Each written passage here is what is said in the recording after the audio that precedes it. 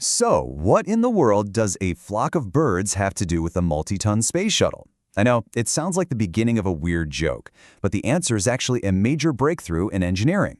Today, we're going to dig into how the simple, collective wisdom of a swarm helps solve one of the trickiest problems in all of space travel. Okay, so let's just jump right into the core problem. Getting a vehicle back from orbit is, without a doubt, one of the single hardest things to do in aerospace. I mean, you're trying to guide this massive object that's screaming through the sky at thousands of kilometers per hour, and you have to hit this tiny, precise path to land safely. The level of precision needed is just almost unbelievable. And here's why. If your angle coming in is just a little too steep, the friction with the atmosphere gets so intense that the whole spacecraft just burns up. But if your angle is too shallow, it literally bounces off the atmosphere like a skipping stone on a pond and shoots right back out into space. We're talking about a razor-thin margin for error. You're hunting for one perfect path. So the bottom line is, this isn't just a simple challenge, right? It's this incredibly high-stakes balancing act where you're constantly teetering between two totally catastrophic ways to fail. Now, to find that one single, optimal trajectory, engineers have usually had to solve this immense mathematical puzzle. It's a nightmare of nonlinear equations and just countless variables. But what if there's a more elegant way? A solution that's inspired not by super complex calculus, but by the simple logic of nature itself. So how do you even begin to search for that perfect path? Well, engineers have to constantly adjust the shuttle's flight, and they basically have two main controls to pull it off. First up is what's called the angle of attack. Just think of it as tilting the shuttle's nose up or down as it plows through the air. This one simple adjustment changes both the lift and the drag on the shuttle, and it's one of the key things they're constantly tweaking all the way down. And the second big one is the bank angle. This is exactly what it sounds like, just like when a normal airplane banks to make a turn. By rolling the shuttle's wings to the left or right, you can actually steer its path and guide it toward a landing site that's still thousands of kilometers away. Okay, so you've got these two controls. How in the world do you find the perfect combination of adjustments over a flight that lasts 2,000 seconds? The number of possible combinations is it's practically infinite. And the answer, believe it or not, comes from watching birds look for food. This brings us to this amazing concept called swarm intelligence. It's the whole idea behind an algorithm called particle swarm optimization, or PSO for short. The key here isn't one genius bird solving the problem all alone.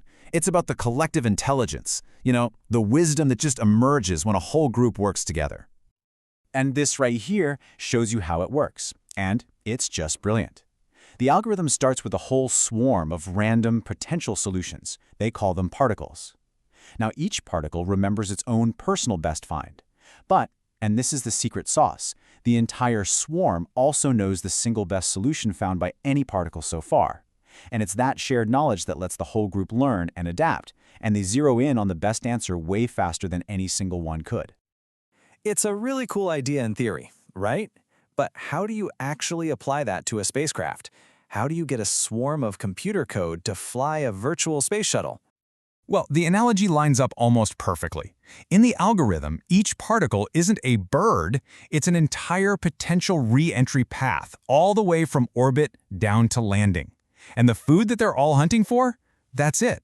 It's that one single optimal trajectory that gets the shuttle down safe and sound. So, to prove this thing actually works, the researchers behind the study gave their virtual swarm two very different challenges. And this is where you could really see the power and the flexibility of this whole approach. The first test was all about accuracy. The researchers basically gave the swarm a known, successful re-entry path from a real mission. The question was pretty simple. Could the PSO method copy it? Could it land in the exact same spot at the right speed and altitude? Now, the second test was for optimization. This time, instead of just hitting a known target, the goal was to find a totally new path, one that did more than just land safely. It had to find the one trajectory that would create the least amount of heat for the spacecraft during that fiery trip down. So, how did this digital flock of birds do? Did they find the perfect path, or did they just kind of get lost in all the possibilities? Well, the results were, frankly, they were incredibly impressive. In that first test, the accuracy test, the results were a near-perfect match.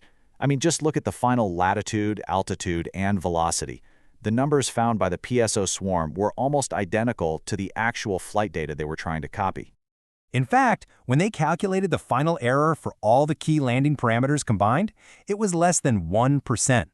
This proved that the method isn't just some clever idea. It is incredibly reliable and super accurate. All right, now for that second, much harder test, minimizing the heat.